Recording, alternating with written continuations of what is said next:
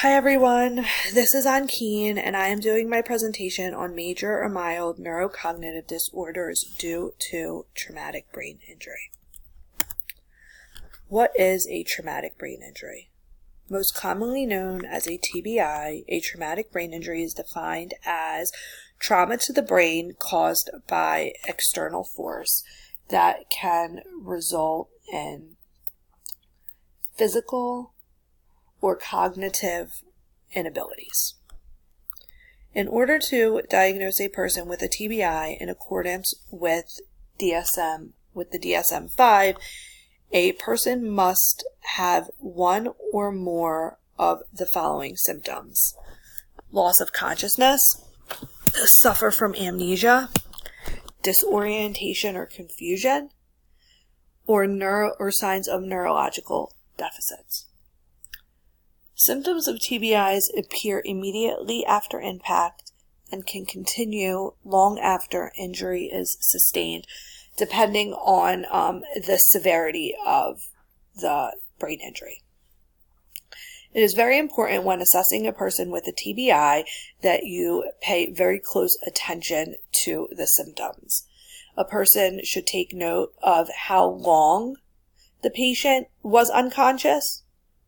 They should take note if the person did suffer from post-traumatic amnesia. For example, could the person recall events that occurred leading up to their injury? Did the person remember their name? Could the person recall where they were? Does the patient seem disoriented or confused? For example, are they talking quickly? Is what they're saying makes sense to you? And are there any signs of neurological deficits? Did the patient suffer from a seizure immediately upon impact of injury or shortly thereafter? And is the patient complaining of decrease in senses? For example, a decrease in their ability to taste, smell, see, or hear. Traumatic brain injuries are classified into three categories ranging from mild to severe. A mild TBI is a brief change in mental status or consciousness.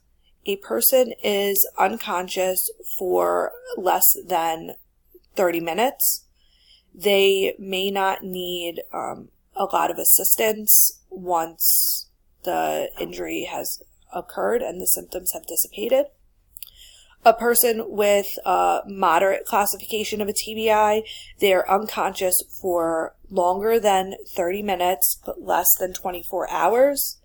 Their post-traumatic amnesia and disorientation or confusion will last longer than a mild TBI, lasting for up to 3 months, 90 days. A person with a severe traumatic brain injury, they are typically unconscious for greater than 24 hours. An example of this might be a coma. They will have a harder time remembering things, and they may have difficulty completing daily living tasks and could likely require assistance in independent living for long periods of time after the injury is sustained. Something to take into consideration when assessing a person with a TBI is their history of traumatic brain injuries.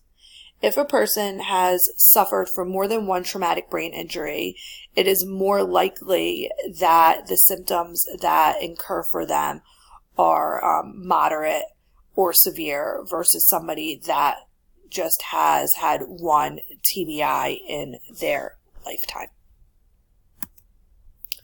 Impact of TBIs vary from person to person. However, it is very common for a person to suffer from neurobehavioral changes immediately after the injury. And you may see a change in the person's emotional functioning very clearly from the start.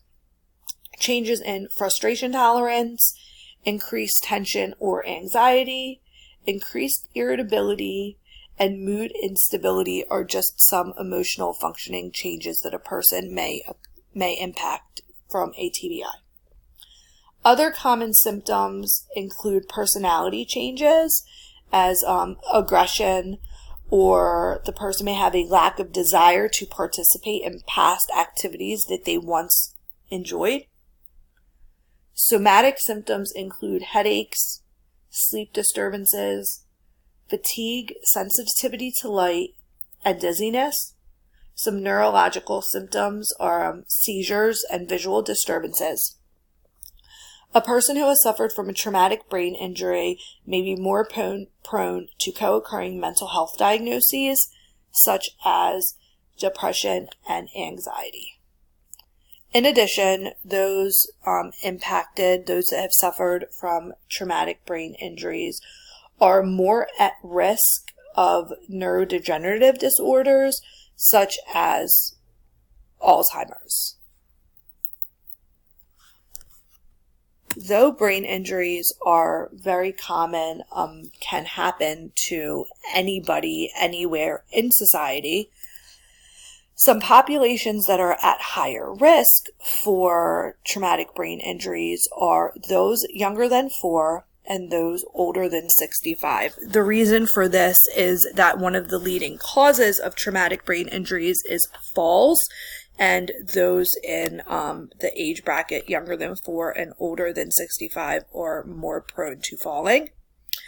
Other leading causes of traumatic brain injuries include motor vehicle accidents, so wearing a seatbelt and having a helmet on when riding a motorcycle are extremely important in preventing TBIs.